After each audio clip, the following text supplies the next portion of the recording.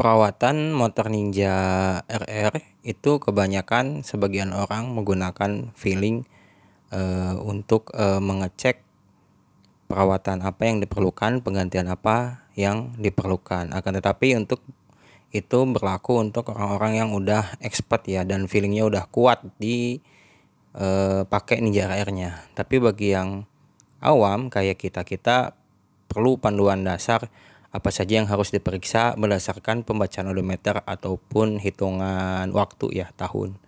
Nah, apa aja yang harus diperiksa? Simak selengkapnya ya.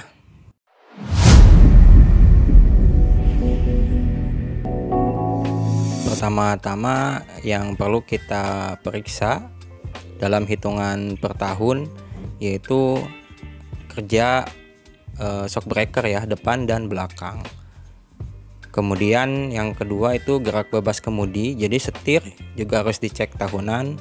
Kemudian sistem kelistrikan yaitu kerja saklar dan lampu-lampu, arah sorot lampu depan, lampu tembak, lampu jauh, lampu dekat. Kemudian kerja saklar engine stop.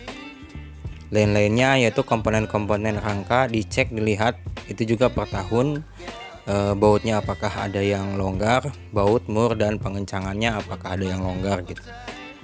Kemudian oli transmisi ini harus perlu pengecekan dan penggantian tiap tahun. Oli transmisi, oli mesin ya, itu untuk pemeriksaan tahunan. Kemudian untuk per 2 tahun yang harus diperiksa atau diganti itu yaitu adalah komstirnya ya, atau cukup diperiksa aja. Ini sama kayak waktu pengecekan tahunan ya, gerak bebas kemudinya gimana, enak atau enggak. Kemudian per 2 tahun diharuskan diganti komstirnya, atau masih kalau misalkan masih bagus sih nggak apa-apa. Kemudian elemen pembersih udara ya, ini artinya busa filter itu diganti tiap 2 tahun, dan minyak rem depan dan belakang. Lanjut seterusnya yaitu untuk yang pengecekan 3 tahun. Pengecekan 3 tahun yaitu coolant ya, atau cairan pendingin mesin ya. Coolant itu dicek 3 tahun. Kemudian selang radiator dicek juga apakah sudah lunak selang radiatornya. Dan pengecekan o-ring ya, 3 tahun itu per 3 tahun. Lanjut yang selanjutnya yaitu per 4 tahun. Per 4 tahun ini yang dicek adalah selang rem, kemudian komponen-komponen karet master silinder, karet-karet master silinder yang atas ya, dan juga kaliper rem dan selang remnya.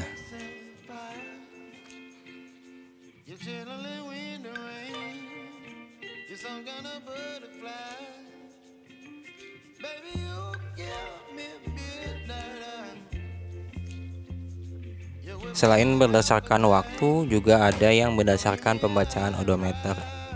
Di antaranya untuk suspensi itu dicek setiap 5.500, 10.500, 16.000, 20.000, dan 24.000 km. Kemudian untuk sistem kemudi, komstir ini dicek setiap 500 km, 5.500, 10.500, 16.000, 20.000, dan 24.000 km. Untuk sistem kelistrikan ini dicek ketika odometer mencapai 5.500, 8.000, 10.500, 13.000, 16.000, 20.000, dan 24.000 km. Untuk komponen baut, mur, dan pengencangan ini dicek ketika odometer mencapai 500, 5.500, 8.000, 10.500, 13.000, 16.000, 20.000, dan 24.000 km. Pemeriksaan selang rem ini lakukan ketika odometer mencapai 24.000 km. Untuk elemen pembersih udara yaitu mencapai 10.500 km dan 20.000 km. Pembersih udara, elemen pembersih udara ini lumayan agak lama ya kilometernya. Oke, lanjut. Kemudian untuk coolant, selang radiator dan o-ring ini perlu pengecekan atau penggantian ketika pembacaan odometer mencapai 24.000 km. Untuk oli transmisi memang secara durasi tiap tahun, akan tetapi kalau mengikuti pembacaan odometer yaitu sekitar 500, 3000, 5500, 8000, 10500, 13000, 16.000, 20.000, dan 24.000 km. Untuk minyak rem depan dan belakang ini dilakukan penggantian atau pengecekan di 24.000 km. Sedangkan untuk kaliper rem ini per 24.000 km. Berikut dengan selang remnya ya. Kemudian untuk yang busi terakhir ini ada pembacaan odometer di 5.500, 10.500, 16.000, 20.000, dan 24.000 km. Itu tadi penjelasan yang bisa saya sampaikan untuk pemeriksaan berdasarkan durasi waktu ataupun pembacaan odometer. Nah, untuk 24.000 km ke atas ini masih ya seharusnya sudah bisa menjadi feeling ya. Artinya 4 tahun lebih penggunaan motor pasti feeling udah lumayan kuat ya kalau misalkan udah 4 tahun pakai Ninja. Kemudian untuk yang pembacaan odometer sendiri, kalau misalkan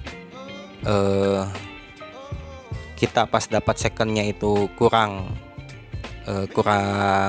enggak mulai dari 0 km, tinggal dilihat aja itu kilometernya ada berapa ya, apakah kalian dapatnya kilometer masih rendah atau udah tinggi.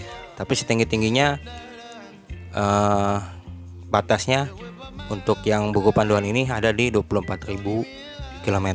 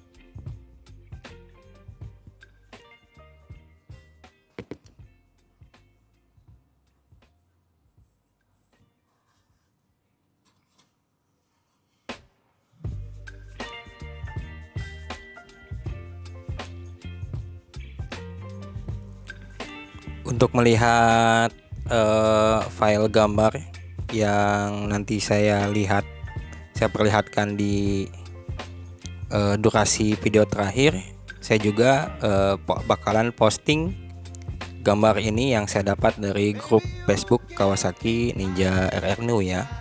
Mudah-mudahan bermanfaat. Kalau bisa di-download saja. Di postingan saya gak tahu tuh bisa di-download apa enggak. Tapi kalau misalkan dilihat atau di screenshot sih bisa ya. Ya gitu aja barangkali ya.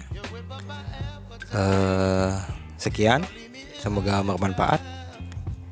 Yaudah, bye bye.